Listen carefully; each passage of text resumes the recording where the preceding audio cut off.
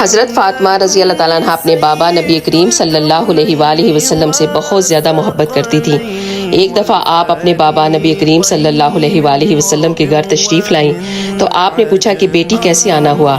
تو آپ نے اپنے دوپٹے کا پلو کھولا، اس میں سے روٹی کا آدھا حصہ آپ نے نبی کریم صلی اللہ علیہ وآلہ وسلم کی خدمت میں پیش کیا اور کہا کہ بابا یہ میں آپ کے لیے تحفہ لے کر آئی ہوں۔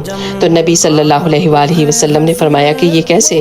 آپ فرمانے لگیں کہ حضرت علی نے کچھ کام کیا ہے اور وہ آٹا گھر لے کر آئے، میں نے ایک روٹی حسن کو، ایک روٹی حسین کو اور ایک حضرت علی نے کھائی، لیکن جب میں اپنی روٹی کھانے لگی تھی تو مجھے خیال آیا کہ شاید میرے بابا نے کچھ نہ کھایا ہوگا، تو یہ روٹی کا آدھا حصہ میں آپ کے لیے لے کر آئی ہوں، اسے قبول فرما لیجئے۔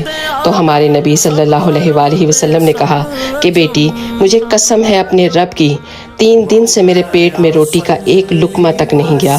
اللہ اکبر۔ اس ویڈیو